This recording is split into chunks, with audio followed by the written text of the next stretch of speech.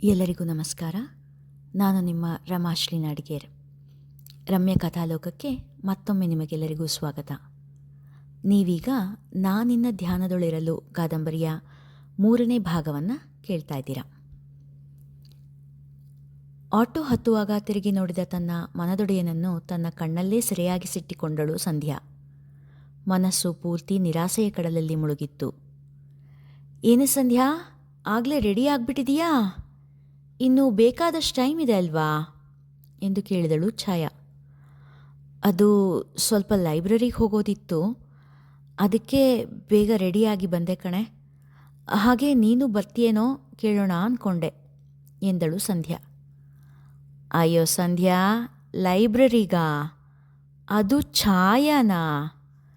Picture ಥಿಯೇಟ್ರಿಗೋ panipuri ತಿನ್ನೋಕ್ಕೋ ಆಗಿದ್ರೆ ಬರ್ತಿದ್ಲು. ತಪ್ಪಾದ ವ್ಯಕ್ತಿನ ತಪ್ಪಾದ ಜಾಗಕ್ಕೆ ಕರಿತಾ ಇದೆಯಾ ಎಂದು ಹಾಸ್ಯ ಮಾಡುತ್ತಾ ಛಾಯಾಳನ್ನು ರೇಗಿಸಿದಳು ಚಿತ್ರ.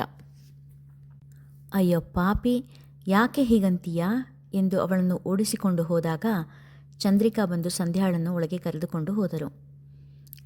ನೆನ್ನೆ ನಿಮ್ಮ ಮಾತುಕತೆಯಲ್ಲಿ ತಿಂಡಿನೇ ತಿನ್ನಲಿಲ್ಲ ನೀನು. ಇವತ್ತು ಪಲಾವ್ ಮಾಡಿದ್ದೀನಿ, ತಿನ್ನು ಬಾ ಎಂದು ತಿಂಡಿ ತತ್ತೆ ತಂದಿಟ್ಟರು. ಹಿಂದಿನ ರಾತ್ರಿಯ ಅರೆಹೊಟ್ಟೆ ಊಟ, ಇಂದು ಬೇಗ ಹೊರಡಬೇಕು ಎಂದಿದ್ದರಿಂದ ಬರೀ ಹೊಟ್ಟೆಯೇ ಗತಿಯಾಗಿತ್ತು ಸಂಧ್ಯಾಳಿಗೆ. ಮಮತೆಯಿಂದ ತಟ್ಟೆ ತಂದಿಟ್ಟ ಚಂದ್ರಿಕಾರನ್ನು ಕಂಡಾಗ ಅಮ್ಮನ ನೆನಪಾಯಿತು. ಜೊತೆಗೆ ಇಂದು ಬೆಳಿಗ್ಗೆ ತಾನು ಉಸಿರೆಂದು ಭಾವಿಸಿದ ರವಿ ತನ್ನನ್ನು ಒಮ್ಮೆ ಕೂಡ ನೋಡದೆ ಹೋಗದ ದುಃಖ ಅಧಿಕವಾಯಿತು. ಚಂದ್ರಿಕಾರ ಹೊಟ್ಟೆಗೆ ತಲೆಯಾನಿಸಿ ಬಿಕ್ಕಿದಳು ಸಂಧ್ಯಾ. ಯಾಕಮ್ಮ ಸಂಧ್ಯಾ, ಯಾಕೆ ಅಳ್ತಾ ಇದೀಯಾ? ಹಾಗೆಲ್ಲ ಅಳಬಾರ್ದಮ್ಮ. ನೀನು ಅತ್ರೆ ಸುವರ್ಣನೂ ಅಳ್ತಾಳೆ ಅಲ್ಲಿ. ಏನಾಯಿತು ಕಂದ ಎಂದು ತಲೆನೇವರಿಸುತ್ತಾ ಕೇಳಿದಾಗ ಸಂಧ್ಯಾಳ ದುಃಖ ಇನ್ನೂ ಹೆಚ್ಚಾಯಿತು. ಸ್ವಲ್ಪ ಹೊತ್ತು ಅಳಲು ಬಿಟ್ಟ ಚಂದ್ರಿಕಾ ನಂತರ, ಏಳಮ್ಮ ಸಂಧ್ಯಾ, ಸಾಕತ್ತಿದ್ದು, ಹೋಗಿ ಮುಖ ತೊಳ್ಕೊಂಡು ಬಾ ಎಂದರು. ಮುಖ ತೊಳೆದು ಬಂದ ಸಂಧ್ಯಾಳನ್ನು ನೋಡಿದ ಚಂದ್ರಿಕಾಗೆ ಸಂಕಟವಾಯಿತು. ಅತ್ತಿದ್ದರಿಂದ ಕೆಂಪಾಗಿದ್ದ ಗುಳಿಬಿದ್ದ ಕಣ್ಣುಗಳು, ಸೊರಗಿ ಹೋದ ಮುಖ, ಉತ್ಸಾಹವಿಲ್ಲದ ನಡಿಗೆ ಸಂಧ್ಯಾಳ ದುರ್ದಶೆಯನ್ನು ತೋರಿಸುತ್ತಿತ್ತು.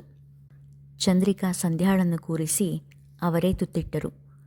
ಸ್ವಲ್ಪ ಹೊತ್ತಿನಲ್ಲಿ ಇನ್ನೆರಡೂ ಬಾಯಿಗಳು ಆ ಎಂದು ತೆರೆದು ಕೂತಿದ್ದವು.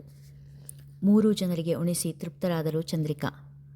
ಸಂಧ್ಯಾ, ಇನ್ಮೇಲೆ ದಿನ ಬೆಳಿಗ್ಗೆ ಸಂಜೆ ನಮ್ಮನೆಗೆ ಬಾರೆ, ನಿನ್ನಿಂದಾಗಿ ನಮಗೂ ಊಟ ಮಾಡಿಸ್ತಾರೆ ನಮ್ಮಮ್ಮ ಎಂದು ಅಮ್ಮನನ್ನು ರೇಗಿಸುತ್ತಾ ನುಡಿದಳು ಚಿತ್ರ. ಅವಳ ಮಾತಿಗೆ ಎಲ್ಲರೂ ಮನ ತುಂಬಿ ನಕ್ಕರು. ಕಾಲೇಜಿಗೆ ಹೊರಡುವ ಮುನ್ನ ಚಂದ್ರಿಕಾ ಛಾಯಾಳನ್ನು ಕರೆದು, ಇನ್ಮೇಲೆ ದಿನ ಸಂಜೆ ಸಂಧ್ಯಾನ ನಮ್ಮನೆಗೆ ಕರ್ಕೊಂಡು ಬಾ, ಇಲ್ಲಿ ಬಂದು ಏನಾದರೂ ತಿನ್ಕೊಂಡು ಆಮೇಲೆ ಅವ್ರ ಮನೆಗೆ ಹೋಗಲಿ ಎಂದರು. ಛಾಯಾ, ಹಾಗೆ ಮಾಡ್ತೀನಮ್ಮ ಎಂದಳು. ಛಾಯಾ ಸಂಧ್ಯಾ ಇಬ್ಬರೂ ಕಾಲೇಜಿನ ಕಡೆ ಹೊರಟರು.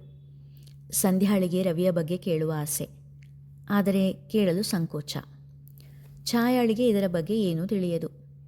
ಕೊನೆಗೆ ಕಾಲೇಜಿನ ಬಳಿ ಬಂದಾಗ ಸಂಧ್ಯಾಳೆ, ಏನೇ ಛಾಯಾ, ನಿಮ್ಮ ರವಿ ಮಾಮ ಭಾಳ ಬೇಗ ಊರಿಗೆ ವಾಪಸ್ ಹೋಗ್ಬಿಟ್ರಲ್ಲ, ಯಾಕೆ ಎಂದು ಕೇಳಿದಳು.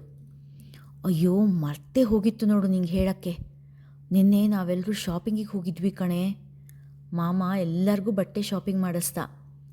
ಅದಕ್ಕೆ ನಾನು ಕ್ಲಾಸ್ ಬಂಕ್ ಮಾಡಿ ಹೋಗಿದ್ದು. ನಿಂಗೆ ಡ್ರೆಸ್ ತೋರ್ಸೋಕೋ ಮರ್ತು ಹೋಯ್ತು ನೋಡು.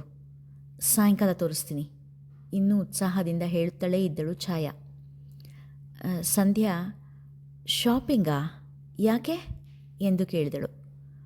ಅದು ಗೊತ್ತಿಲ್ವ ನಿಂಗೆ ಎಂದವಳು ತನ್ನ ಉಳಿದ ಸ್ನೇಹಿತರನ್ನು ನೋಡಿ, ಸಂಜೆ ಮನೇಲಿ ಹೇಳ್ತೀನಿ ಇರು ಎಂದು ಹೇಳಿ ಕ್ಲಾಸ್ ಒಳಗೆ ತೆರಳಿದಳು. ತನ್ನೊಲವಿನ ಒಡೆಯನ ಬಗ್ಗೆ ಯಾವ ವಿಷಯವೂ ತಿಳಿಯದ ಬೇಸರದಲ್ಲಿ ಸಂಧ್ಯಾ ಕ್ಲಾಸ್ನಲ್ಲಿ ನಿರಾಸಕ್ತಿಯಿಂದ ಕುಳಿತಳು. ಮಧ್ಯಾಹ್ನ ಊಟದ ಹೊತ್ತಿನಲ್ಲಿ ಎಲ್ಲರೂ ಒಟ್ಟಿಗೆ ಕುಳಿತು ಊಟ ಮಾಡುವಾಗ ಛಾಯಾಳ ಗೆಳತಿ ಪ್ರಿಯಾ, ಹೇ ಛಾಯಾ, ನೆನ್ನೆ ನಿನ್ನನ್ನು ಮಾಲ್ನಲ್ಲಿ ನೋಡಿದೆ ಕಣೆ, ಏನು ಶಾಪಿಂಗ್ ಜೋರಾ ಎಂದಳು. ಹ್ಞೂ ಕಣೆ, ಒಂದು ಲೆಹೆಂಗಾ 2 ಚೂಡಿದಾರ್ ತಗೊಂಡೆ ಕಣೆ ಎಂದಳು ಛಾಯಾ. ನಾನು ನೋಡಿದೆ ನೀನು ಲೆಹೆಂಗಾ ಆರಿಸ್ತಾ ಇದ್ದಿದ್ದನ್ನು. ಒಂದು ಪಿಂಕ್ ಆ್ಯಂಡ್ ಬ್ಲೂ ಕಾಂಬಿನೇಷನ್ನು, ಇನ್ನೊಂದು ಯೆಲ್ಲೋ ಆ್ಯಂಡ್ ಪಿಂಕ್ ಕಾಂಬಿನೇಷನ್ನು ಅಲ್ವಾ ಎಂದಳು ಪ್ರಿಯಾ. ಹ್ಞೂ ಕಣೆ, ನೀನು ಅಲ್ಲಿಗೇ ಬಂದಿದ್ಯಾ? ಮತ್ತೆ ಮಾತಾಡಿಸ್ಬಾರ್ದಾಗಿತ್ತಾ? ನನಗೂ ಸೆಲೆಕ್ಷನ್ ಮಾಡೋಕ್ಕೆ ಹೆಲ್ಪ್ ಆಗ್ತಿತ್ತು ಎಂದಳು ಛಾಯಾ. ಅಷ್ಟರಲ್ಲಿ ಬೇರೆ ಬೇರೆ ಗೆಳತಿಯರೆಲ್ಲ ಬಂದಿದ್ದರಿಂದ ಮಾತು ಅಲ್ಲಿಗೆ ನಿಂತಿತು. ಸಂಧ್ಯಾ, ಸಂಜೆ ಮನೆಗೆ ಬಾರೆ, ಡ್ರೆಸ್ ತೋರಿಸ್ತೀನಿ, ನಿನಗೂ ಒಂದು ಲೆಹೆಂಗಾ ಆರಿಸಿಟ್ಟಿದ್ದಾರೆ ರವಿ ಮಾಮ ಎಂದಳು ಛಾಯಾ. ಆ ಮಾತನ್ನು ಕೇಳಿ ಸಂಧ್ಯಾಳ ಮನ ಹೂವಾಗಿ ಅರಳಿತು. ಗಗನವು ಎಲ್ಲೋ ಭೂಮಿಯು ಎಲ್ಲೋ ಒಂದು ಅರಿನಾ.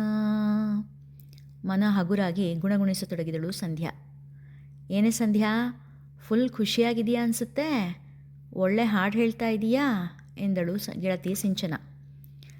ಪ್ಲೀಸ್ ಒಂದು ಹಾಡು ಹೇಳೆ ಎಂದು ಇನ್ನುಳಿದವರು ಗೋಗರಿಯತೊಡಗಿದರು. ಹೇಗೂ ಕ್ಲಾಸ್ ಇಲ್ಲದ್ದರಿಂದ ವೇಟಿಂಗ್ ರೂಮಿನಲ್ಲಿ ಕುಳಿತಿದ್ದರು ಗೆಳತಿಯರು. ಸಂಧ್ಯಾ ಅವರ ಕಾಲೇಜಿನ ಎಸ್ ಜಾನಕಿ. ತೂಗು ಮಂಚದಲ್ಲಿ ಕೂತು ಮೇಘ ಶ್ಯಾಮರಾಧೆಗಾತು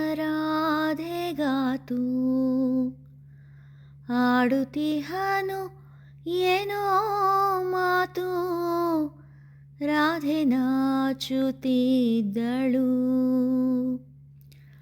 ಕಣ್ಣು ಮುಚ್ಚಿ ತನ್ಮಯಳಾಗಿ ಹಾಡುತ್ತಿದ್ದಳು ಸಂಧ್ಯಾ. ಸಂಧ್ಯಾಳ ಭಾವಲೋಕದಲ್ಲಿ ಅವಳೇ ರಾಧೆ, ರವಿ ಮಾಮನೇ ಶ್ಯಾಮ.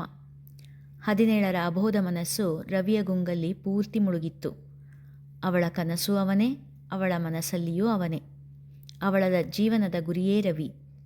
ಆದರೆ ಅವಳ ಮನಸ್ಸಿನಲ್ಲಿ ನಡೆಯುತ್ತಿರುವ ಕೋಲಾಹಲದ ಅರಿವು ಮಾತ್ರ ಬೇರಾರಿಗೂ ತಿಳಿಯಗೊಟ್ಟಿರಲಿಲ್ಲ ಹುಡುಗಿ. ಹಾಡು ಮುಗಿಯುವ ಹೊತ್ತಿಗೆ ಅರ್ಧ ಕಾಲೇಜು ಅವಳ ಸುತ್ತ ನೆರೆದಿತ್ತು. ಹಾಡು ನಿಲ್ಲಿಸಿದಾಗ ಬಿದ್ದ ಚಪ್ಪಾಳೆ ಸದ್ದಿಗೆ ಭಾವಲೋಕದಿಂದ ಎಚ್ಚರಗೊಂಡಳು ಸಂಧ್ಯಾ. ತನ್ನ ಸುತ್ತ ನಿಂತಿದ್ದವರನ್ನು ನೋಡಿ ಸಂಕೋಚದಿಂದ ಮುದುರಿ ಹೋದಳು. ಎಷ್ಟು ಚೆನ್ನಾಗಿ ಹಾಡ್ತೀಯ ಸಂಧ್ಯಾ, ಈ ವರ್ಷ ಎಲ್ಲೇ ಸಿಂಗಿಂಗ್ ಕಾಂಪಿಟೇಷನ್ ನಡೆದರೂ ನೀನೇ ನಮ್ಮ ಕಾಲೇಜನ್ನು ರೆಪ್ರೆಸೆಂಟ್ ಮಾಡಬೇಕು ಎಂದರು ಸಂಧ್ಯಾಳ ಕ್ಲಾಸ್ ಟೀಚರ್. ಸಂಧ್ಯಾಳ ಕಂಠಸಿರಿಗೆ ಅಭಿಮಾನಿಗಳಾದವರು ಎಷ್ಟು ಜನರೋ. ಅವಳ ಕಂಠಕ್ಕೆ ಮಾರು ಹೋದ ಶ್ಯಾಮ ಅವಳಲ್ಲೇ ಕಳೆದು ಹೋದನು. ರವಿಯಲ್ಲೇ ಮನಸ್ಸು ನೆಟ್ಟಿರುವ ಸಂಧ್ಯಾ, ಸಂಧ್ಯಾಳ ಚೆಲುವಿಗೆ ಹಾಡಿಗೆ ಮಾರು ಹೋದ ಶ್ಯಾಮ. ಸಂಧ್ಯಾಳ ಮನಸ್ಸಿನ ತುಮಲ ರವಿಗೆ ಅರಿವಿಲ್ಲ, ಶ್ಯಾಮ್ನ ಎದೆಯ ಮಿಡಿತ ಸಂಧ್ಯಾಳಿಗೆ ತಿಳಿದಿಲ್ಲ, ಮೂರೂ ಹೃದಯದ ಬಡಿತ ಯಾರಿಗೂ ತಿಳಿದಿಲ್ಲ. ವಿಧಿಯ ಆಟದಲ್ಲಿ ಯಾರು ಯಾರಿಗೆ ಒಲೆಯುವರೋ, ಯಾರ ಮನಸ್ಸು ಅರಳುವುದೋ, ಯಾರ ಮನಸ್ಸು ಮುದುಡುವುದೋ ಪರಮಾತ್ಮನೇ ಬಲ್ಲ. ಇಲ್ಲಿಗೆ ಇವತ್ತಿನ ಸಂಚಿಕೆ ಮುಕ್ತಾಯವಾಗುತ್ತೆ. ಮುಂದಿನ ಕಥಾಭಾಗ ಮುಂದಿನ ಸಂಚಿಕೆಯಲ್ಲಿ. ಕಥೆ ಇಷ್ಟ ಆಗಿದ್ದರೆ ನಮ್ಮ ಚಾನಲನ್ನು ಸಬ್ಸ್ಕ್ರೈಬ್ ಮಾಡಿ, ಲೈಕ್ ಆ್ಯಂಡ್ ಕಮೆಂಟ್ ಮಾಡೋದನ್ನು ಮರಿಬೇಡಿ. ಹಾಗೆ ಹೆಚ್ಚು ಹೆಚ್ಚು ಜನರಿಗೆ ಈ ಕಥೆಯನ್ನು ಶೇರ್ ಮಾಡಿ.